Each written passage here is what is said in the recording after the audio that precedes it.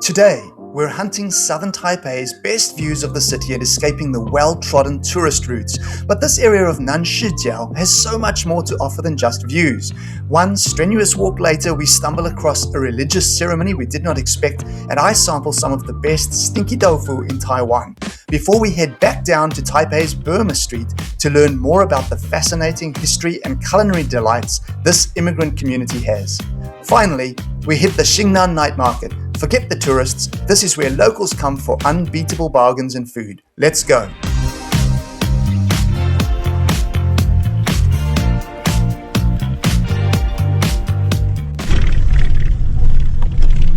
We're on the F512 to Hongludi Fude Temple, which is up the side of the mountain here. The bus to the temple is quite packed. We had to stand for a lot of the way, but we've just been able to sit down now.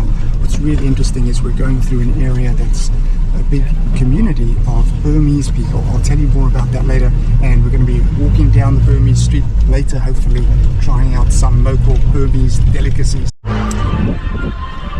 It's another drizzly day, and we're here at Hongludi Nanshan Fude Temple. We're here not because of the temple per se, although it's always fascinating to see people engaged in their religious practices, but we're here for the amazing views this offers from the south of Taipei City. As you can see up here on the wall, although this is a very modern mural, it's written the way it would have been written traditionally in Chinese from right to left. So you've got the two brown tiles with the yellow characters here say Nanshan, which means South Mountain or the Southern Mountain. Here we are south of Taipei. And then you've got Fude Temple, which means the temple to the local land god. Behind me are the toilets, and in front of me is this view. Now this is one of a complex of temples. You can see down there these other temples that we've driven up past, but this is the one we want to look at today. This is where our walk commences. This is the Tudigong, or the Fude, which means the traditional god of the local area. In many folk religions that traditionally Taiwanese people have held, you've had local gods that are worshipped. The belief was that if you built temples to gods like this, they would provide you with prosperity or good fortune. But the reason that we're here today is as much for the incredible views that you can get of Taipei City from the south here as it is to observe local religious practices. Have a look at this view.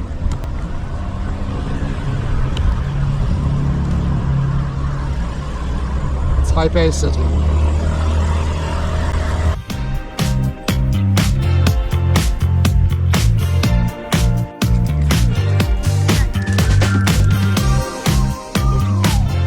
The smell of incense is heavy in the air here. It is Sunday and there are a lot of people here worshipping. You can see them all here with their incense in hand and Bai, as they call it here, which is to sort of respect or honor the ancestors.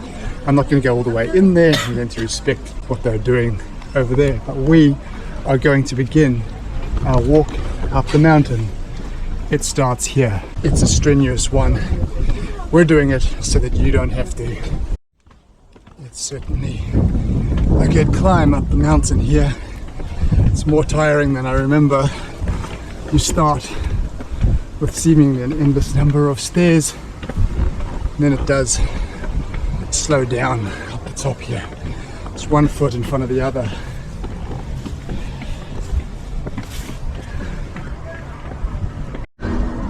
They helpfully have these signs here that tell you how many stairs you still have to do. We've done 184 out of 452. We have a long way still to go. The views are worth it. Stick with us. We're up high enough now that we can begin to get glimpses across those hills over there, over to the rest of Taipei, through all the way to Yangmingshan. You can probably barely see in the distance the natural geysers and geothermal area. There's another delight waiting for me at the top of this walk, as if the views are not enough, and that is Stinky Tofu. Now, if you've ever tried Stinky Tofu, you'll know it smells like a sewer, but tastes like satisfaction. It's an ultra fermented bean curd that has been fried. It's served with coriander and green onion typically, with some sauce. Delicious, but you never smelled anything worse in your life. Hopefully they're open today. It's the reward that I'll deserve. Last few stairs. Look at that. Straight ahead of us.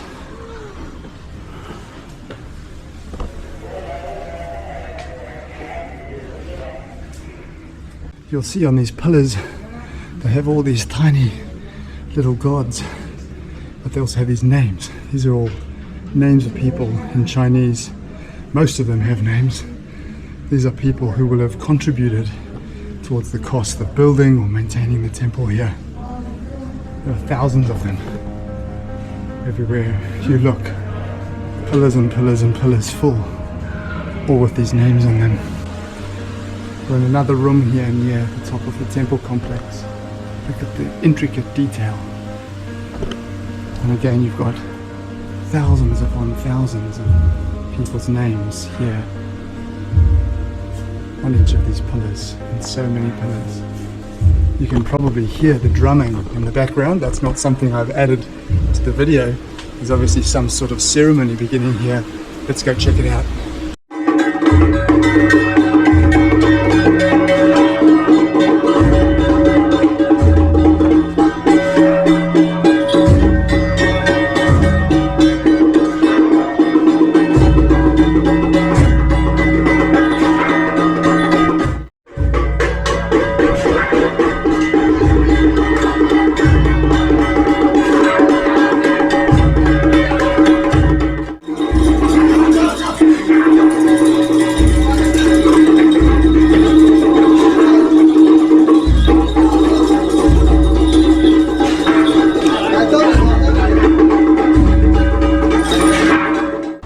This is what we came for. The best views in southern Taipei.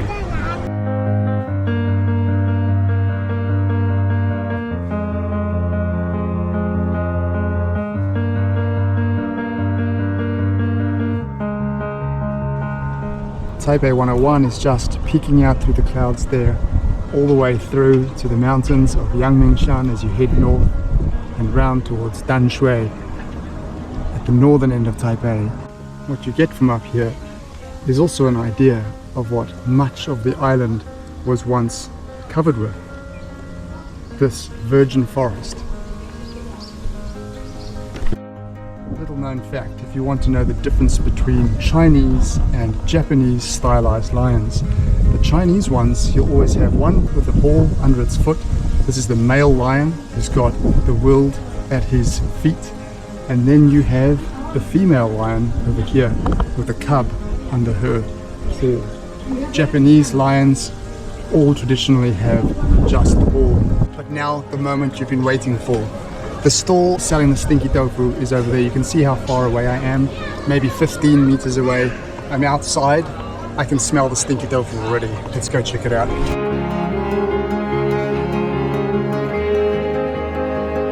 Alright, that was 4 New Zealand dollars, about $2.30 US. They'll make it for me fresh and we'll give it a go. Here we are, the big reveal, stinky tofu. If only you could smell this through the screen. What do you think it smells like, sweetie? I know what it smells like and I don't want to smell it.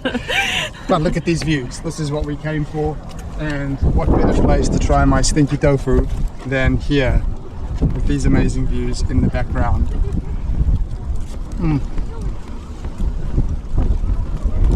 It's hot.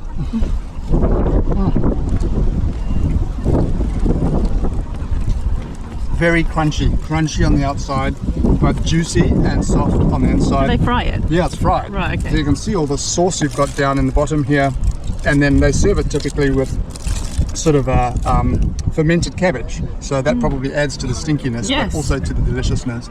Ferment something and then add more fermented other things that don't taste that good raw or cooked. That's right. So, delicious in my opinion. We're going to head down the mountain in a minute. We haven't yet finished. We're going to check out the Burmese street, and I'll tell you more about that when we're down the hill. We're now in Jie. We're still here just down the base of the mountain that we've come down from Hongludi Nanshan Fude Temple. but we're in the famous Burma street. Now what makes this street famous is that it is home to thousands of Burmese people. So you'll see up here, for example, you've got all the Chinese writing across the top, and then you have a very different script at the bottom, Burmese, or Myanmar as the country is known today. So why do we have more than 50,000 Burmese nationals, people of Burmese heritage, living here in this part of Taipei?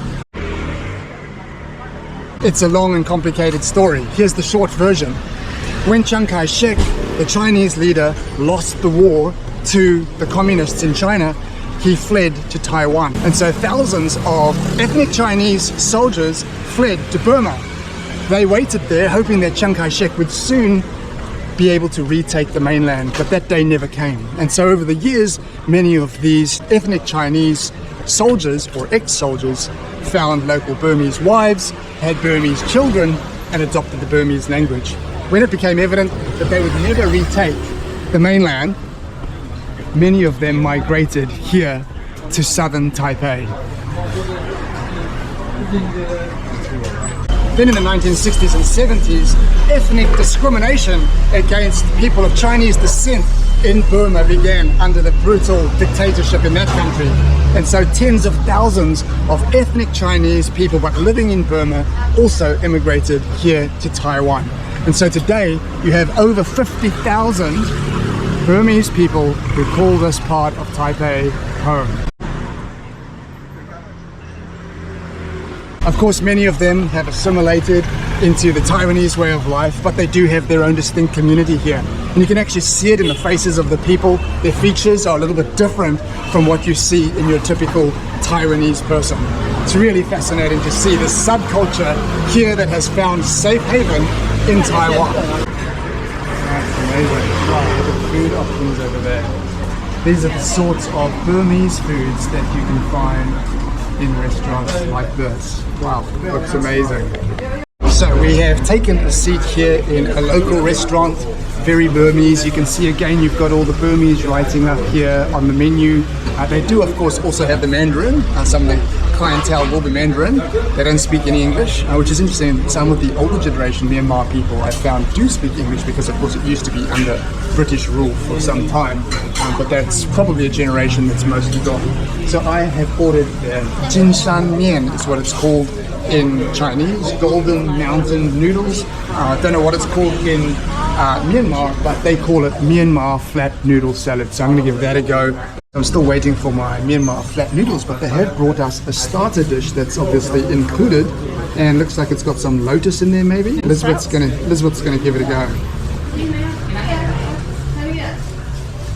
Wow. What is it? I couldn't tell you. So let me taste some more. Hang on. While we're waiting, here is the drink. So Elizabeth has ordered a horsetail leaf cold drink. We'll see what that's like in a minute. I'm going to tell you about this. So when you first put it in your mouth, you get nothing at all, and then you suddenly get a big burst of like mild saltiness, but it's rich. And then right at the end you get a little bit of like a fish sauce, but not a strong. You know, fish sauce can be deeply strong. It's not like that. We'll give it a go. And then it's just clean. It's gone. And would you call it a soup or a broth? It's a broth. Let's give this a go. They call it a soup. It's a soup. Wow. Oh yeah, very fishy. Do you think? Yeah, very fishy flavour, but very, very good. And our main dish has arrived. This is the Xingnan Mian, the gold mountain noodles. Let's give it a go. But Elizabeth's trying her drink first. Very, very sweet. Uh-huh. But with like a mild sort of green tea flavour. But when just at the end you get lemon. Yeah, okay, because it's got the I'm guessing it's got a lemongrass flavour too. Oh yeah, okay. Whoa. Is it good, Grace? Yeah. It is nice. Let me give it a go. Oh wow, yeah, very refreshing. Both of those, the soup and the drink. When you're drinking it, you think, wow, this is strong, and then as soon as it's finished, you want more of it. Agreed. We're going to try the main over here. So it comes with half an egg. It's a flat noodle, dry noodles. I've been trying to get dry noodles for days here, and every time I order dry noodles somewhere, it comes with soup, even though I say I want dry noodles. So really nice to have some actual dry noodles. Cold noodle salad. Let's give it a go. Oh wow. It's actually not completely cold. It's warm-ish. A little bit spicy. She asked me if I wanted spicy. I said yes, add a bit of spice. Again, a very refreshing taste, a lot like your tea. And of course it comes in a ton of my favorite here, David's favourite. coriander, so that just makes it even better. Really, really good. And 70 NT, so for New Zealand dollars, like $2.20 US, what a bargain. That brings us to the end of Burma Street. That's just really starting to get busy for the evening again here behind me. But we've got one more round of food delights for you. We're now on our way to the Xingnan Yeshi, the Xingnan Night Market. Now, when I lived in Taiwan, this was my local haunt. For about 2.5 or 3 years, I lived in this area. And so this was the night market where I ate most nights. Let's see what we can find. Look at all the languages here on the sign. You've got Chinese, obviously. You've got Japanese over here. You've got English. You've got Thai or maybe Burmese. And you have Vietnamese over here. This is really quite a mixed neighborhood in terms of ethnicities. Much more so than most of Taiwan, which is fairly homogeneous. Xingnan Night Market is just getting going for the evening. It's only just gone 5, so not nearly as busy as it can get, but Elizabeth and Grace are already willing to risk their lives crossing the road to a store where they see something that they want. Let's go check it out. It's no doubt going to be shoes or cat-related clothing. Shoes.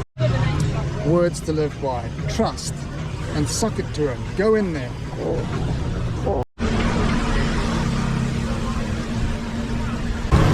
We're at the crossroads here in the Xingnan Night Market. You've got stores all the way up this way, all the way down here, and all the way down here. This was my old haunt. One of the crazy things about this night market though is that the streets are still fully open. So you do have scooters weaving in and out, bicycles weaving in and out. You have to take your life in your hands to cross the street. And you've got all sorts of other activity as well. Remember, people live just above the night market. So many of the store owners, we're living in these apartments, but there's also other businesses operating here, doing all sorts of random things. There's a man doing angle grinding over here, who knows why. But this is life in a very local night market. You won't see anyone else here who looks like me. I haven't seen anyone in the 40 minutes we've been here so far already, except for those two over there. Even here at Xingnan Night Market, you can have a Merry Christmas. So we're sitting down in a very typical restaurant here in the Xingnan Market, and we've just ordered 15 dumplings. It's very standard Chinese dumplings, and you can see they're actually making them here at the back, which is really amazing. 15 stock standard dumplings for only $2 US. Wow. Wow. The dough has flavour. Oh, okay. Cool. They are really good, and they're slightly different shape. Like they're almost round. Yeah, very interesting. The people that they've got making the dumplings clearly are not from here. I think they might be Vietnamese, so maybe just a slightly different style of how they do it as well. But yeah, really delicious. Look at that. They've got to put all of that into dumplings. But people are just queuing up at the front here, mostly to get takeaways. A few are sitting down to eat. Elizabeth and Grace have decided they like these dumplings so much they want me to buy another 15. So let's get some more. Well guys, these are just a few of the gems the Nanshi Jiao community in southern Taipei has to offer. Real life, real people, real food, with none of the touristy plastic feel. Please like and subscribe for more videos about real life in Taiwan. Until next time, take care. It's hot.